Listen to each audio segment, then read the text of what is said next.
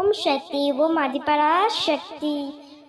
என் அன்பு குழந்தையே, நீ நல்ல எண்ணத்தோடு நன்மைகள் செய்தாலும் உன்னை சுயநலவாதி, சந்தர்ப்பவாதி என்று கூறுகிறார்கள். ஆனால் உன்னை சுற்றி உள்ளவர்கள் தான் சுயநலத்திற்காக உன்னிடம் பழகுகிறார்கள். தவறு செய்பவர்கள் அவர்கள். ஆனால் கெட்ட பேரும் உனக்கு வந்து சேருகிறது. நான் எந்த தவறுமே செய்யவில்லையே, பிறகு ஏன் எனக்கு இத்தனை கெட்ட பேர்கள் என்று நினைத்து நீ வருந்துகிறாய். வருந்தாதே குழந்தையே. சுயநலம் கொண்டவர்கள் என்று யாரையும் குறிப்பிட்டு கூற முடியாது. ஏனென்றால் இன்று நன்மையாக தெரியும் செயல்கள் நாளை தவறாக தெரியும். அதற்காக அவர்கள் செயல்களையும் நம்பிக்கை துரோகத்தையும் சரி என்று உன் அன்னை நான் கூறவில்லை. இங்கு வாழும் எல்லோருக்கும் ஏதாவது ஒரு எதிர்பார்ப்பு இருந்து கொண்டேதான் இருக்கும். அதை நினைத்து செயல்களை செய்வதால் அச்செயல்கள் மன உளைச்சலையும் வருத்தத்தையும் தருகிறது. சுயநல வியாதிகள் இருப்பவர்களை விட யாருக்கும் நல்லது நடக்கக்கூடாது என்று நினைத்து செயல்படுபவர்களே மிகவும் மோசமானவர்கள். நீ உலகில் வாழ்பவருடைய உயிர்கள் மேன்மை, வீழ்ச்சி, மாட்சி எல்லாம் அவர்கள் பேசும் வார்த்தைகளிலும் அவர்கள் செய்யும் செயல்களிலும் தான் கூடியிருக்கின்றது. அதை வைத்துதான் நீ அவர்களிடம் நட்பு கொள்வதா வேண்டாமா என்று முடிவெடுக்க வேண்டும்.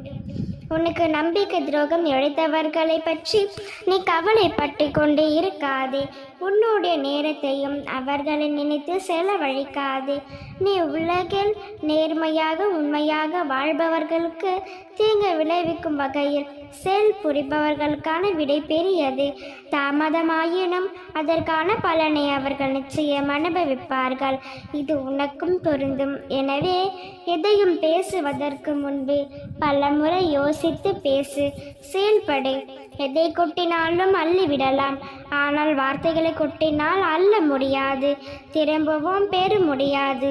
குழந்தையே, இனி நீ உபயோகிக்கும் ஒவ்வொரு வார்த்தையும் கவனமாக உபயோகி.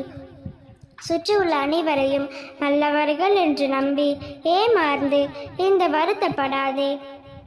அனைவரிடத்திலும் பலமாக பறந்த கற்றுக்கள். எல்லோரிடத்திலும் அதேதோ ஒரு உரிமை எடுத்து கொள்ளாதே. உனக்கான ஆபத்தும் கஷ்டமும் வெளிநபரிடமிருந்து உனக்கு வருவதில்லை. உனக்குள் உன்னையே சுற்றி இருக்கும் நபர்களால் தான் வருகிறது. எனவே வெளிநபர்களை விட உன்னை சுற்றி இருக்கும் நபர்களின் மீது நீ அதீத கவனமாக இருக்க வேண்டும். அவர்களை முழுமையாக நம்பு. பழக்கத்தை இன்றோடு கைவிட வேண்டும். உன்னை மட்டுமே முழுமையாக நம்பு. உனக்குள் இருக்கும் எண்ணை நம்பு. என்னுடைய வார்த்தைகள் மீது வார்த்தைக்கு வைத்து செயல்படு. கவலைப்படாதே. உன் அன்னை நான் இருக்கின்றேன். நிச்சயம் நல்லதே நடக்கும். ஓம் சக்தி, ஓம் அதிபரா சக்தி.